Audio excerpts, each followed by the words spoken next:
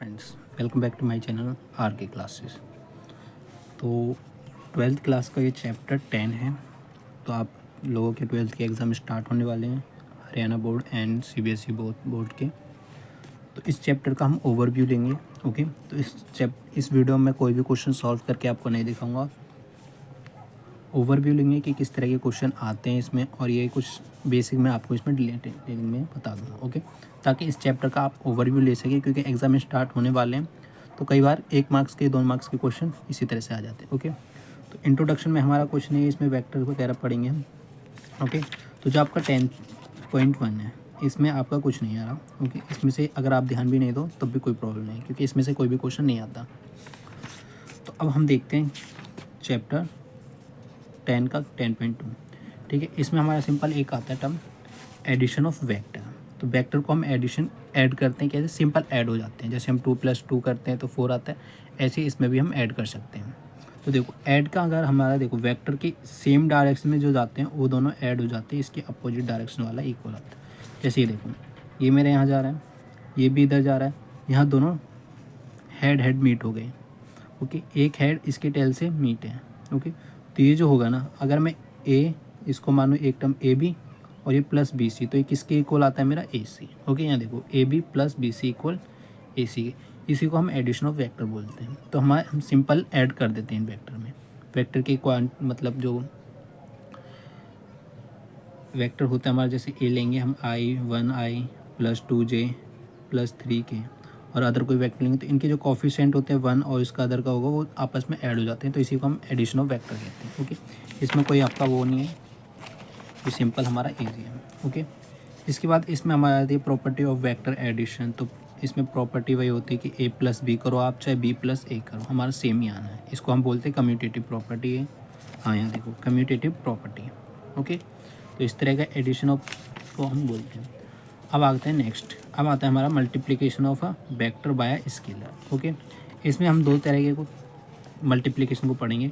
एक हमारा आता है स्केलर, जिसको हम डॉट प्रोडक्ट भी बोलते हैं, और सेकंड आता है हमारा क्रॉस प्रोडक्ट। ओके, यानी कि एक आता हमारा होता है डॉट प्रोडक्ट यानी कि स्केलर, एक होता है क्रॉस प्रोडक्ट। तो ये दोनों हम इस चैप्टर में कवर करते हैं। ओके, तो अगला आता है हमारा एक टर्म कि अगर हमें दो वेक्टर दे रखे, वेक्टर सिंपल हमारा होता है क्या, पॉइंट। जैसे मैं बोलूँ आपको ये मेरी लाइन है। ओके, इसमें ये कोई पॉइंट हो तो यहाँ क्या होगा, सिंपल x एंड y है ना।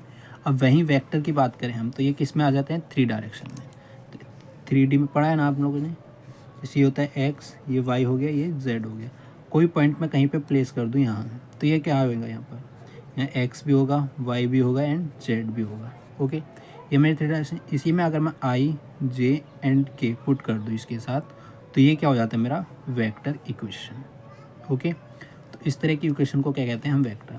अब यहाँ पे आया था अभी मल्टीप्लिकेशन है ना, एडिशन हमने पढ़ा, तो एडिशन के लिए भी क्या चाहिए, हमें दो वेक्टर तो चाहिए। तो अगर मैं ए वेक्टर लेता हूँ 2i plus 3j plus 5k। Okay, second next vector लिया मैंने बी वेक्टर, तो उसको क्या लेते हैं 1i plus 2j plus 6k।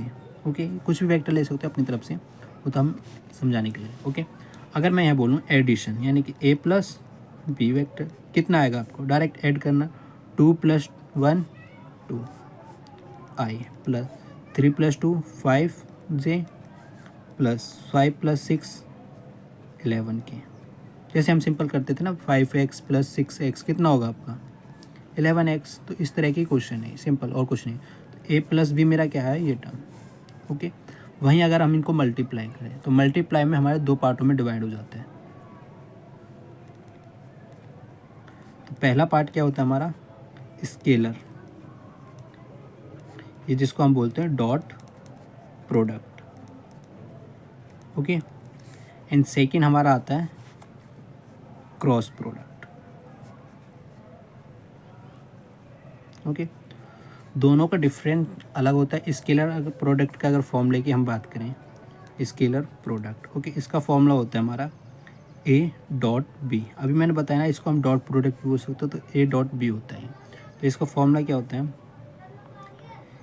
ए का मैग्नीट्यूड डॉट बी का मैग्नीट्यूड है कॉस थीटा। ये सिंपल हमारा फॉर्मूला होता है। ओके, तो इसका अगर आपको फॉर्मूला देखना है तो आप एक्सरसाइज में जाकर यहाँ से भी देख सकते हैं।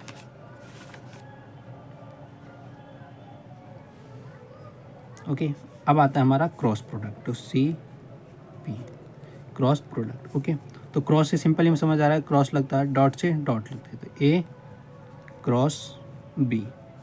इसका फॉर्मूला क्या होता है, सेम होता है, ए का मैग्नीट्यूड डॉट बी का मैग्नीट्यूड एंड इनटू क्या होता है इसमें साइन थीटा।